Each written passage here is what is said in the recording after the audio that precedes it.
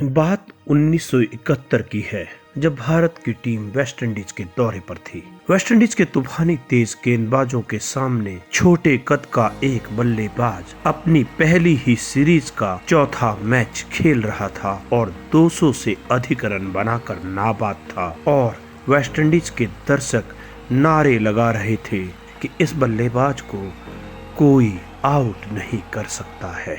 ये बल्लेबाज थे 22 साल के सुनील गावस्कर। सुनील गावस्कर का जन्म 10 जुलाई 1949 को मुंबई के एक संभ्रांत परिवार में हुआ था। क्रिकेट की घुट्टी उन्हें संस्कारों में ही मिली थी, क्योंकि उनके मामा माधव मंत्री भारत के लिए क्रिकेट खेल चुके थे। 1966 में सुनील गावस्कर को best school player of India का अवार्ड दिया गया।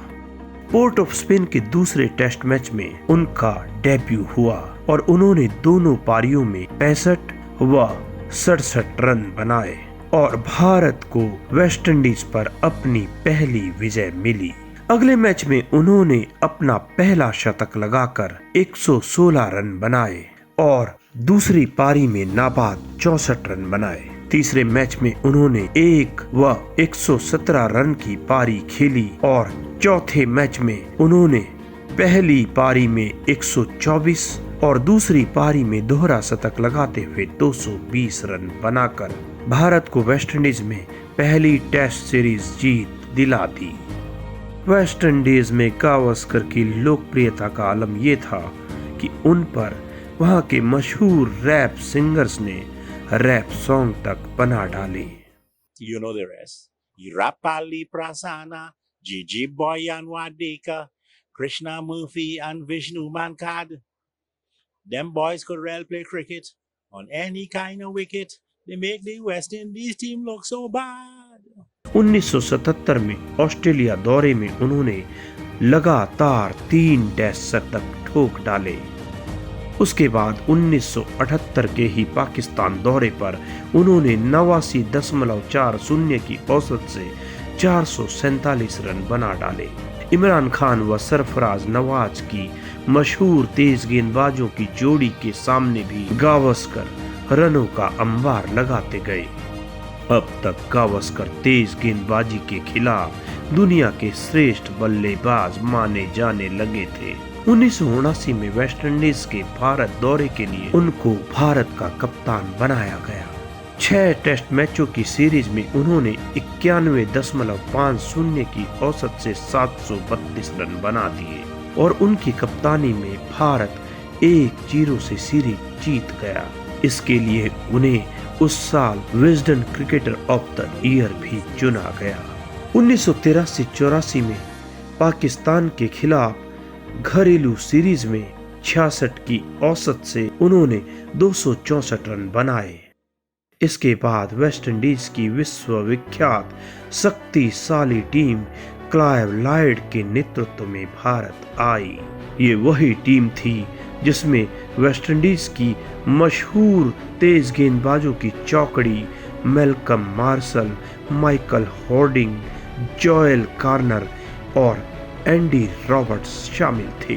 पहले ही टेस्ट में मैल्कम मार्शल की एक तूफानी उछलती गेंद उनके हाथ में लग गई और वो चोटिल हो गए, मगर दूसरे ही टेस्ट मैच में दिल्ली में गावस्कर ने मैल्कम मार्शल से इसका बदला ले लिया और पहले ही ओवर से छक्कों व चौकों की बरसात कर दी और 37 गेंदों पर अर्धशतक ठोक डाला। इस पारी में उन्होंने कुल 121 रन बनाए। इसी पारी में उन्होंने 8000 रन पूरे किए और डॉन ब्रैडमैन के 29 शतकों की बराबरी की।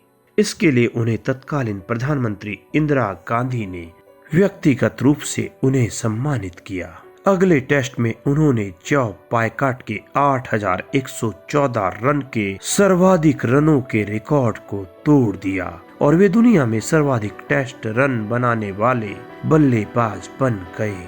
मद्रास के टेस्ट में उन्होंने 30वां शतक लगाकर विश्व में सर्वाधिक शतक बनाने का रिकॉर्ड भी अपने नाम कर लिया।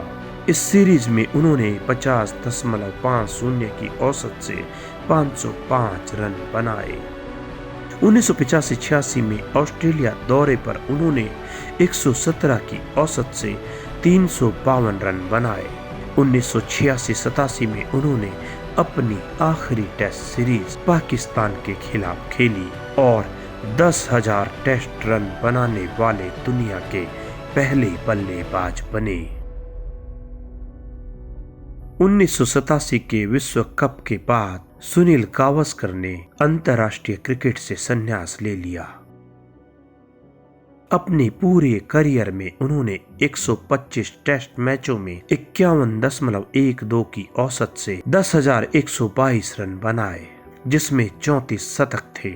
108 एक दिवसीय मैचों में उन्होंने 35.13 की औसत से 1 शतक सहित 3,092 रन बनाए। सुनील गावस्कर भारत के उन चुनिंदा क्रिकेट खिलाड़ियों में से एक हैं जिन्हें विश्व क्रिकेट ने हृदय से आदर दिया है और आज भी वो टीवी कमेंटेटर के रूप में क्रिकेट से जुड़े हैं। उन्होंने क्रिकेट पर कई किताबें भी लिखी हैं। भारतीय क्रिकेट में एक से बढ़कर एक बल्लेबाज आए हैं और हमेशा आते रहेंगे, मगर सुनील गावस्कर का स्थान शायद सर्वोच्च ही रहेगा।